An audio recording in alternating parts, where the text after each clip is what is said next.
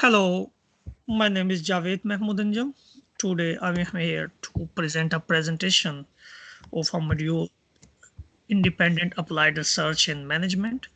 So first of all, let me introduce you with my team members. As I have told about myself, I am Javed Mahmoodanjam and then Muhammad Kashif, Sadakat Ali and Karamjit Singh. So the topic of my presentation is growing Nigeria's GDP, a roadmap to poverty alleviation.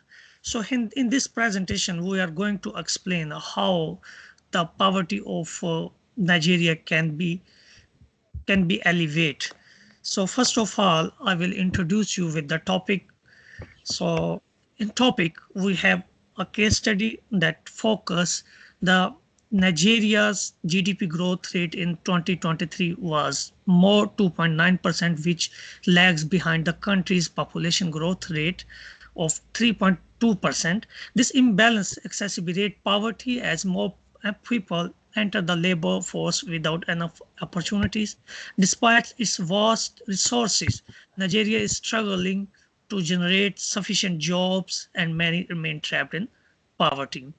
So we have some management challenges that Nigeria's economic growth is more depend on its oil, which accounts for 90% of export, making the economy highly vulnerable to fluctuation of global oil prices.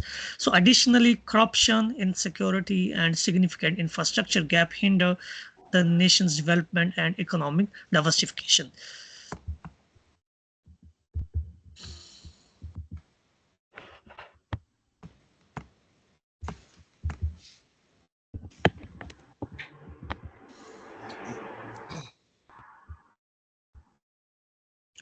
And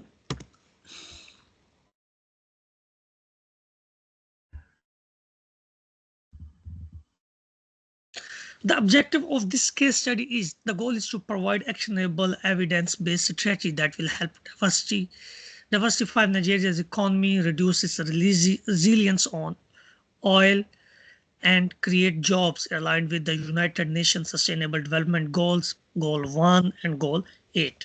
So our audience are the present the audience are Nigerian policymakers, international donors, private sector partners interested in sustainable exclusive growth strategy for Nigeria. So the next slide is contain context of our research. With why this matters, as we know, mm, the National Bureau Static over 133 million Nigerians live in multidimensional poverty, facing deprivations in education, health, living standards. In 2023, Nigeria's oil revenue dropped by 45%. So these statistics urgents the addressing to the systematic challenges of Nigeria's GDP. So here we will discuss the pastel analysis. As pastel analysis, we know it has 6 frameworks. So, but we will discuss only 3: the political, economic, and social.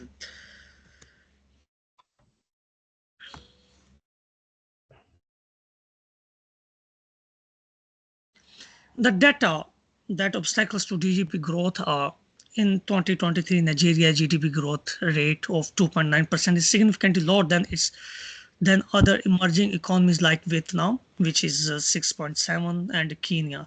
That shows the that the Nigeria is falling behind its regional counterparts.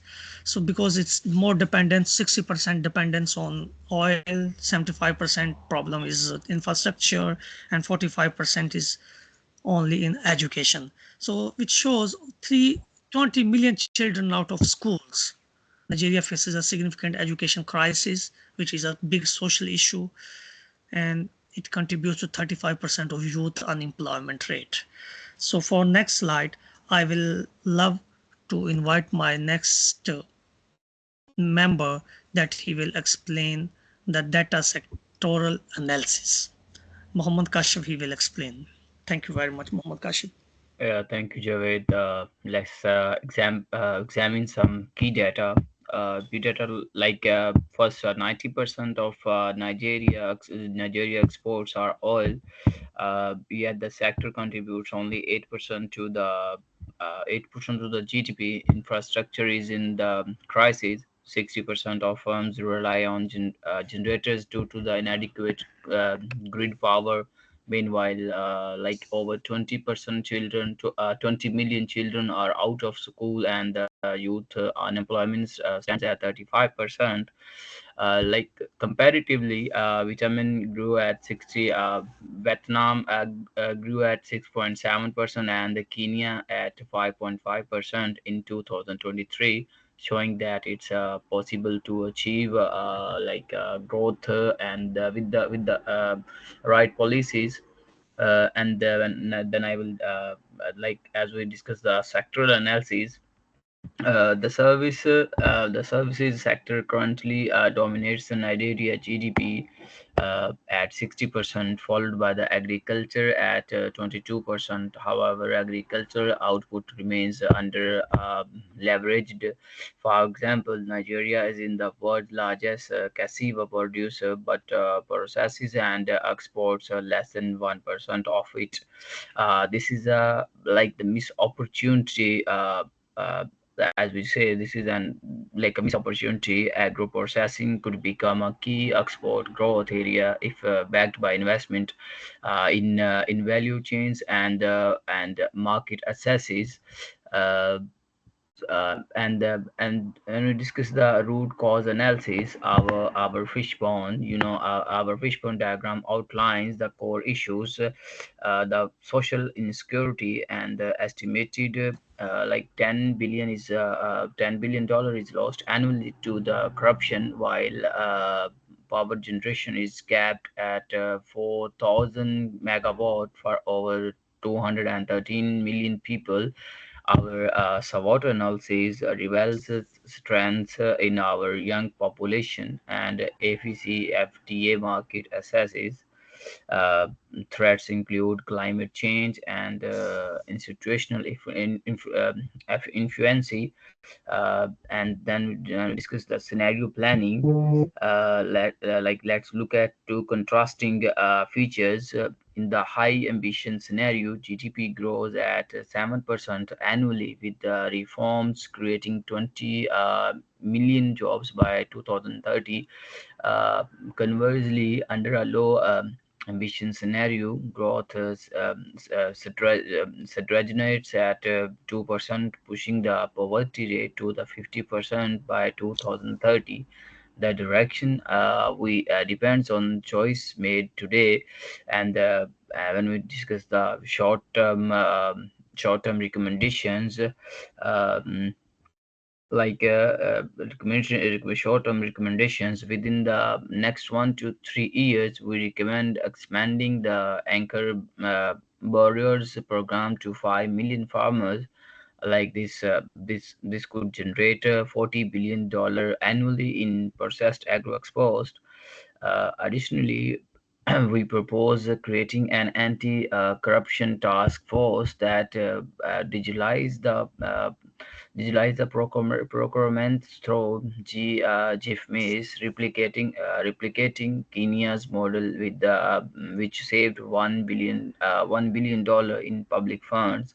And when we discuss the medium term recommendations, it's a me- there's a it's medium term recommendations between 2026 and 2028. Our focus shifts to the infrastructure and the education. We propose replicating the logos Ilbadan railway PPP2 to the boost logistics and create over 25,000 jobs. Furthermore, a national STEM education strategy should allocate 15% of the federal budget, enabling the development of 500 tech hubs across Nigeria. So, and long term, then I will discuss the long term recommendations. From 2028 onward, that we aim to export. Uh, we 2028 we aim to export led in industrialization model after Vietnam's rise sector. Uh, And now I will discuss the my other team member, Sadakat, who will discuss the remaining slides. Hi everyone. Uh, Scenario planning. Let's look at two contrasting futures in the high ambition scenario. GDP grows at 7% annually with reforms creating 20 million jobs by 2030. Conversely, under a low ambition scenario, growth stagnates at 2%, pushing the poverty rate to 50% by 2030. The direction we take depends on choices made today. The next one is short term recommendations. Within the next 1 to 3 years, we recommend expanding the Anchors Borrowers program to 5 million farmers. This could generate $40 billion annually in processed agro exports. Additionally, we propose creating an anti corruption task force that digitizes pro- procurement through GIFMIS, replicating Kenya's model, which saved $1 billion in public funds. The next one is medium term recommendations between 2026 and 2028. Our focus shifts to infrastructure and education. We propose replicating the Lagos Ibadan Railway PPP to boost logistics and create over 250,000 jobs. Furthermore, our national STEM education strategy should allocate 15% of the federal budget, enabling the development of 500 tech hubs across Nigeria. The next one is long term recommendation from 2028 onward. We aim for export led industrialization modeled after Vietnam's rice sector. Processing cocoa and cassava alone could yield $50 billion in annual export revenue. In parallel, our nationwide renewable energy transition could ten thousand 10 generate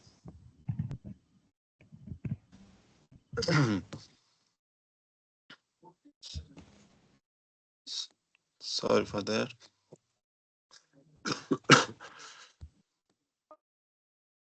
Uh, in parallel, a nationwide renewable energy transition could generate 10,000 megawatt of solar power, ending dependence on generators and driving industrial growth.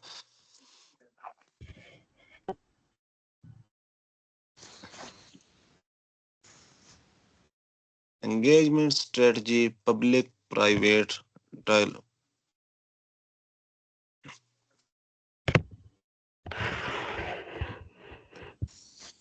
Thank you. Now, I would like to call Karamjit Singh.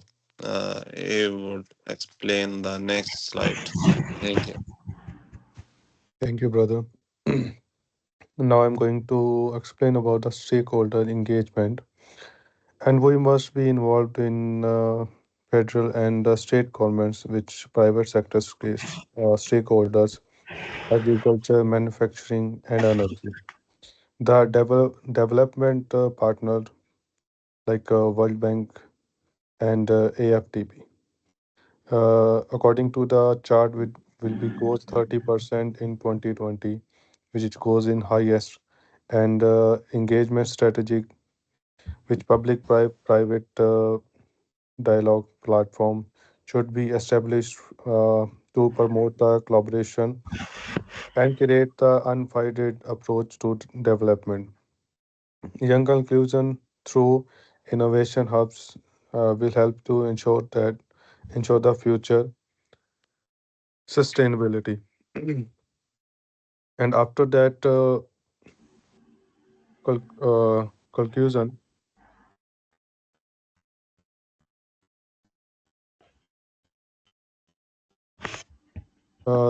key takeaways and conclusion. Economic diversification and anti-corruption reform and human capital investment are critical due to the Nigeria GDP and Nigeria future growth. The country growth must be inclusive and significantly reduce poverty and ensure shared prosperity. Bold, sustained, and reform will be help Nigeria break free from oil dependency and build a more realized economic. And final quite is Nigeria priorities is not investable; it is a policy choice. Thank you so much. And So, these are so our I am. references. I will speak on the conclusion. To conclude, Nigeria must diversify beyond the oil, fight corruption systematically, and build human capital for sustained GDP growth.